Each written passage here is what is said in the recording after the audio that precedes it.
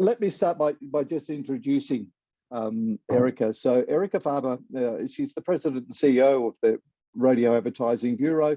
She had a pretty good career in radio during the early years, had positions at K-Earth, KABC and KISS in Los Angeles, also worked in Boston, and was vice president and general manager of WXLO FM in New York. Has been with the RAB since what, 2012 or thereabouts? 2012. Yep, was executive vice president and is currently the CEO, and then very distinct as far as the radio people are concerned, into the Radio Hall of Fame in 2021. Congratulations on that. I'm still pinching myself. Thank you. That's all right. Well deserved. I thought that was terrific. What a shame we weren't all here to have seen the induction. That would have been fantastic. Are they going to do something for you this time around? Do you know? Well, it actually was live this year in Chicago, and I made the trip. We had I was very impressed with the amount of people that came. It was the first trip I had made in quite a while. But it was an amazing, it's all a blur to me, what happened that night. But it was very, very special and something I will treasure the rest of my life. What I did do that I think was really fun is, in addition to having friends and family join me on that trip, I also brought a table of college students from the Chicago area that are interested in radio as a career. And I thought, what a great way to give back to the industry, and what a great way to motivate these young people to hear the stories of this year's inductees. And as I said in my remarks, I said, I'm not ready to retire yet. My goal is to one day hope that someone sitting at that table will be on the stage being inducted into the Hall of Fame. So that was my little gift back to the museum. It was great. You know, I think it's a wonderful thing. I worked at a university station in the latter part of my career in New South Wales, and part of that was that we set up a newsroom for the journalism students to get in, and then Mike Holvey and I started to talk about it, and he was fairly impressed with what we were doing, and then he was telling me about all the college students that are invited along to the radio show. I got to meet some of them at the last one a couple of years ago. It's a wonderful program. It's so great to see them, and they do things like camps as well, don't they, on a yearly basis? Yes, they do. Mm-hmm. Yeah, it's a terrific program. No, well done. You'll get one of the nice things about that, I think, was when the first of our students, the very first one, got a job.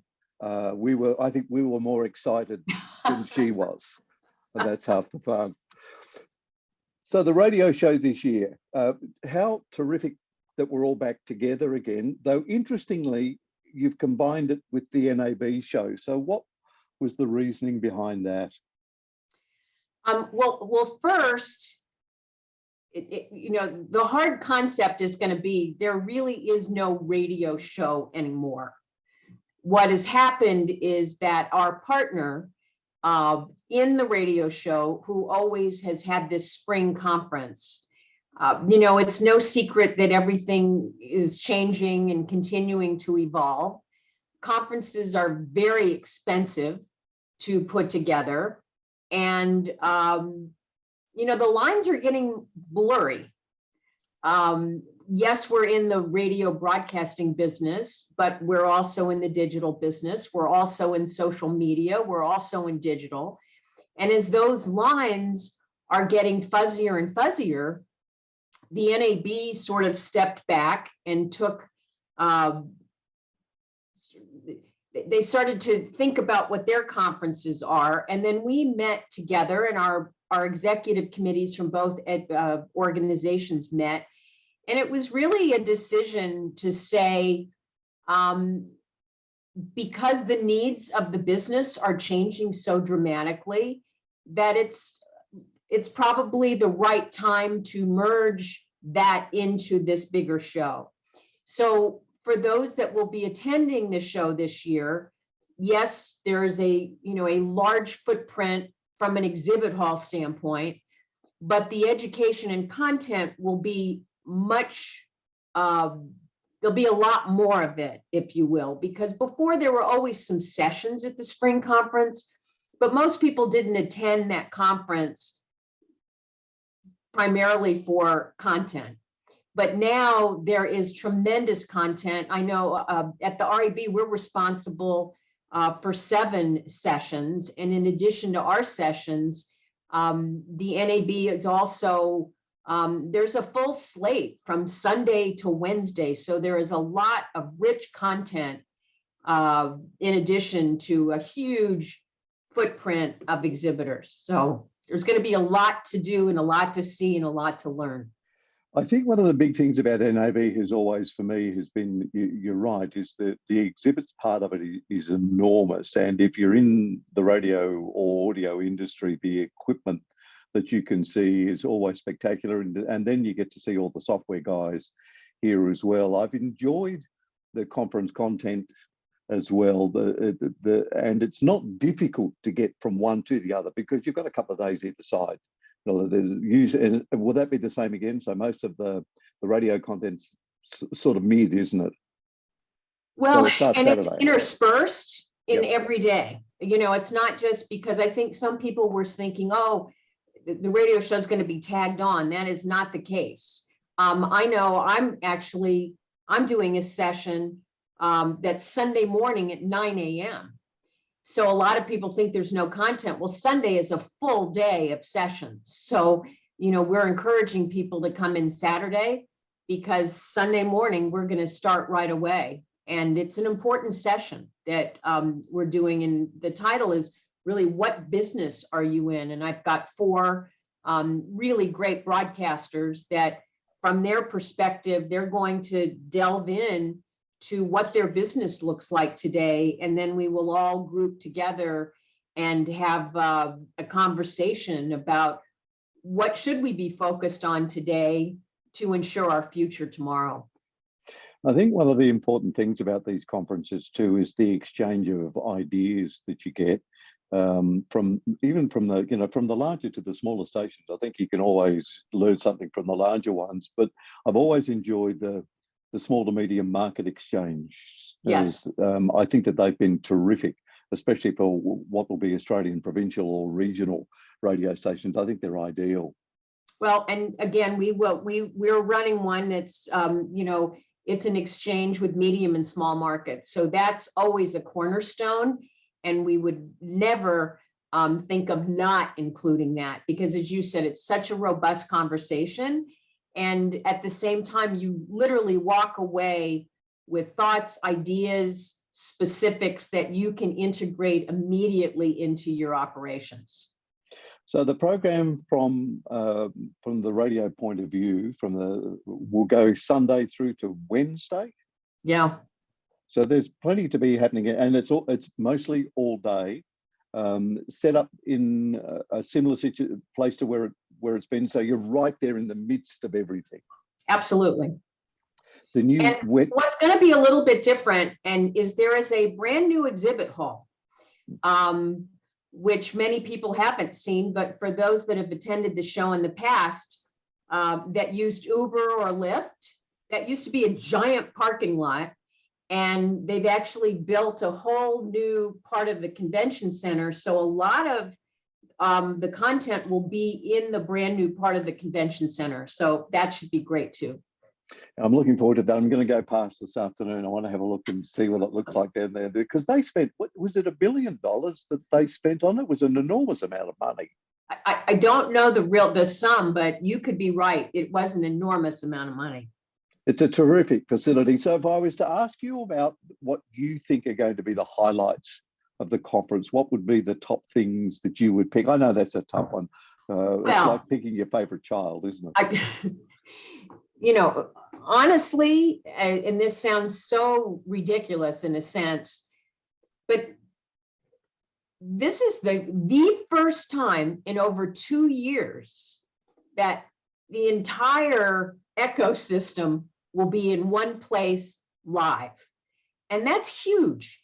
As much as we've gotten used to working remotely and doing virtual conversations like this and virtual education opportunities, having that one-on-one personal content, I think, is so critical. And we just had our board meeting last week. And again, that was the first time in 2 years that our board has been together. And again, it's a professional relationship. And yet I can't tell you how many hugs occurred at that board meeting. And I think a lot of people are looking forward to just physically seeing someone, talking to them, asking them a question. So I think the energy is going to be very, very high. Yeah, I have to admit, I'm looking forward to it.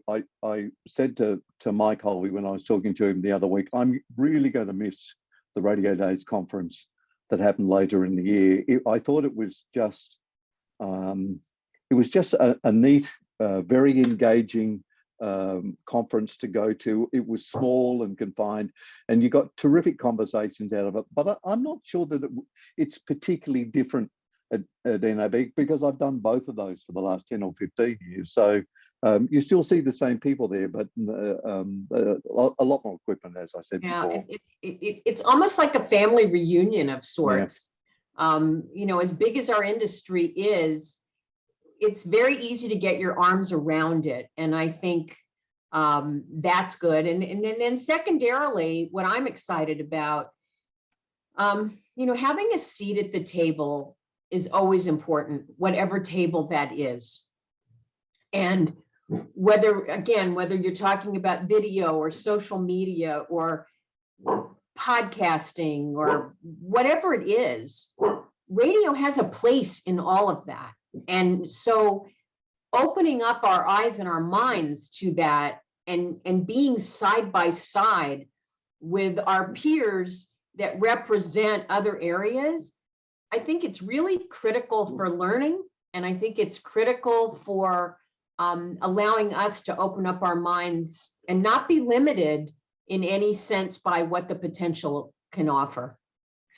I wanted to ask you a little bit about the Radio Advertising Bureau. As a station, we were a part of it when I was there, and I think it does some incredible work. I love the resources that it has. Why do you think it's so important for stations to be a member?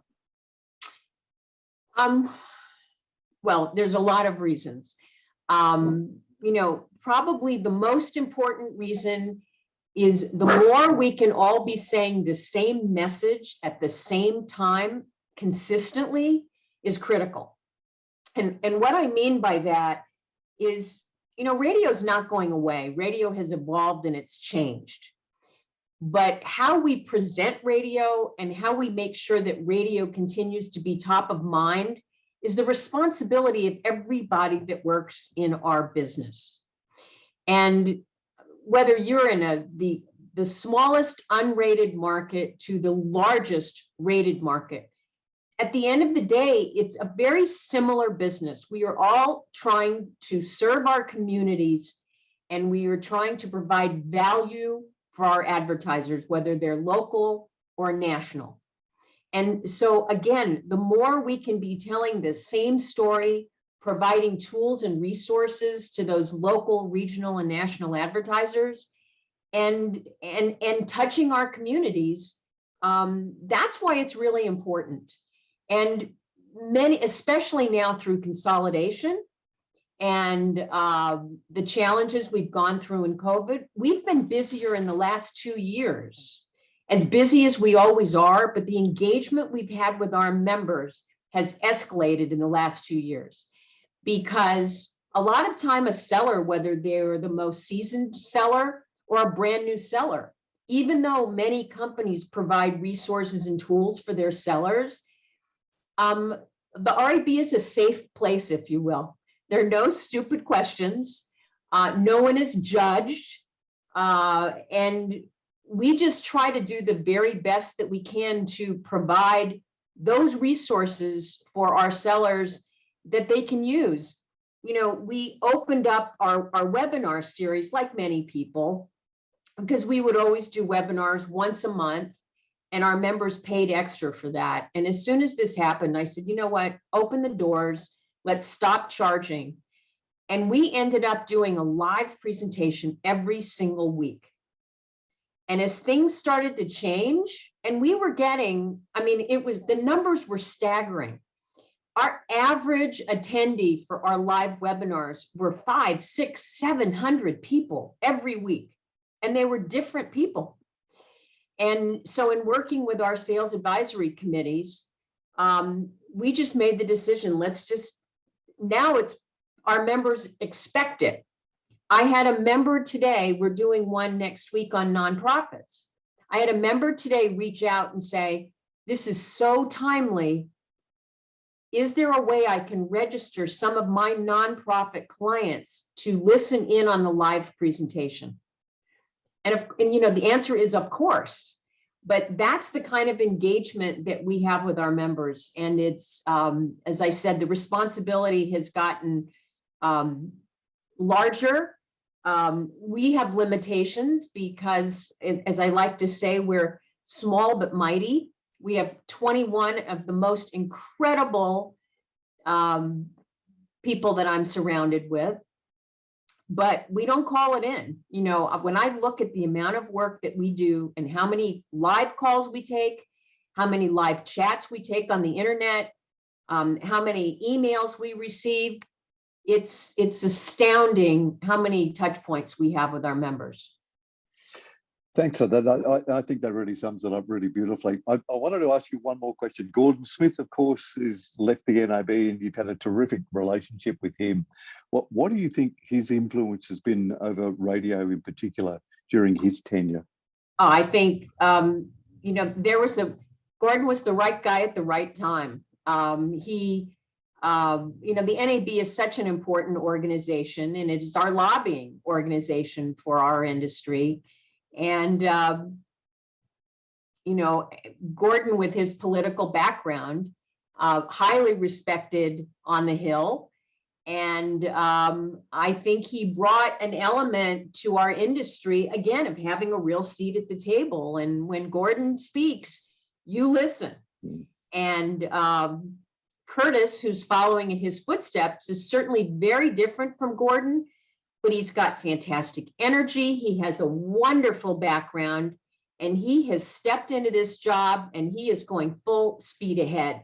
So as much as, excuse me, we're going to miss Gordon, I think that Gordon has done a wonderful job of mentoring Curtis, if you will, and how lucky the organization was that when Gordon decided it was time, that they could promote someone from within, and that's not always the case. So I think that shows what a strong organization Gordon was leading. So from your own personal point of view, you touched on it very briefly. So you figure you're not done yet. There's still plenty to do. There's still plenty to do. That's great to hear. Look, thank you for spending some time with me today. You're looking terrific, and I'm very pleased about that. I love the hair. I think it looks great. Thank you. And I'm happy to have hair. Yeah, that's wonderful. And I'm really looking forward to seeing you in about 5 or 6 weeks' time. Well, let's make a plan, and let's definitely make a plan to meet up in April. We will do that. We're really looking forward to it. Excellent. Thank you so much. Thanks, Wayne.